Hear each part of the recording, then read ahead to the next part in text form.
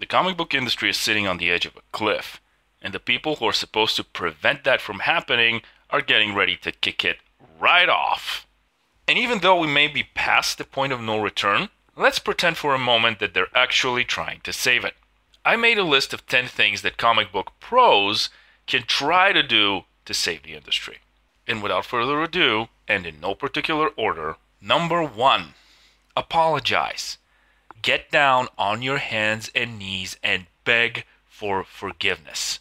Because, as it turns out, the people that you've been bashing, insulting, and alienating for years now are actually vaguely important. Because they are the people that buy the books. So, apologize. None of that half-assed non-apology thing. Make it sincere. Say you're sorry and mean it. Number 2, stop insulting fans. This one should be a no-brainer, but somehow you must have missed the memo. It's not a good idea to bite the hand that feeds. And yes, according to your interesting worldview, the fans aren't the ones who are giving you the money, and technically it's your employers. But where do you think your employers get the money from? Oh, and by the way, all those buzzwords you've been using, well, they've sort of started to lose their power. It's like kryptonite with an expiration date. So you may want to rethink that one really well. Number 3, take the criticism. Now, is all criticism out there genuine and with good intentions? No, it's not, but a lot of people want you to improve and do better. And how are you going to know when every time someone says something you don't like, you put your fingers in your ears, slap on the block bot, and start going, la la la la la, you're all insert buzzword here. Learn from your mistakes, learn to listen to people, and maybe, just maybe, you may become better at what you do. And speaking of bots, number 4, no block bots. This, by the way, is the perfect example of how fragile these people are. Now, are block bots necessary? Yes, in some cases they are. But these people block individuals that have never interacted with them. They have lists of people whose followers they automatically block. So, you may have never communicated with one of these people, you may have never even heard of them, but chances are if you follow someone they don't like, you're blocked.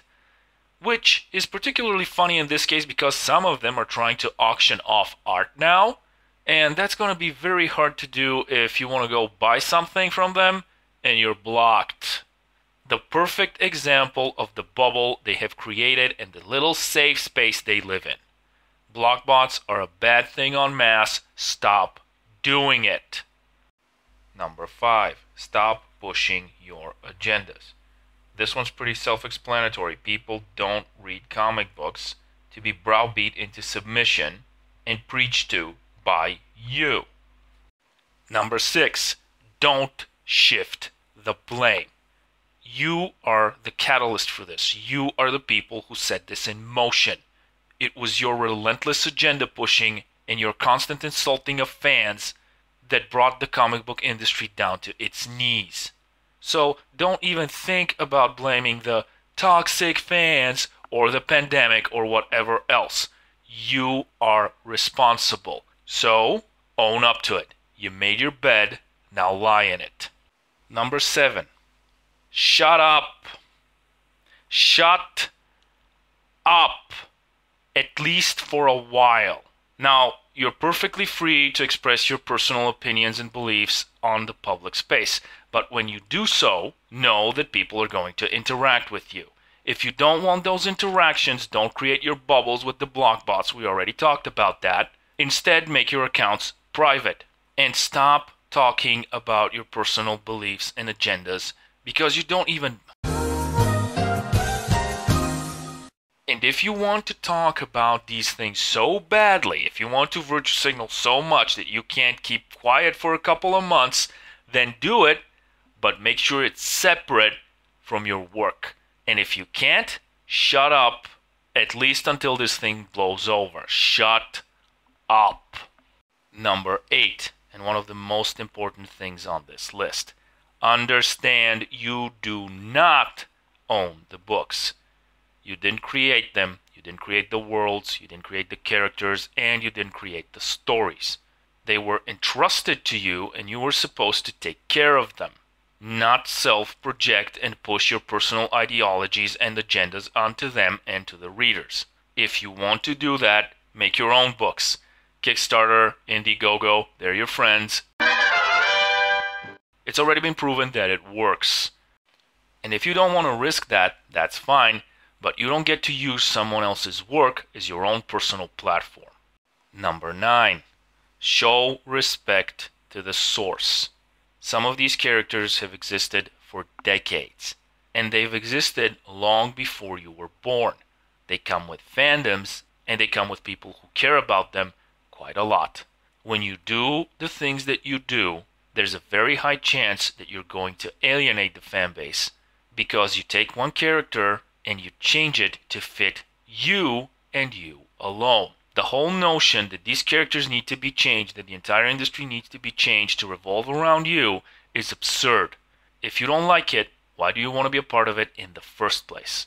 So, if you're going to be using these properties, respect them.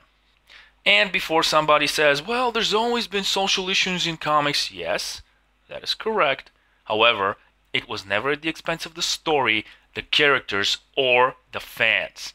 And last but not least, number 10, make good books.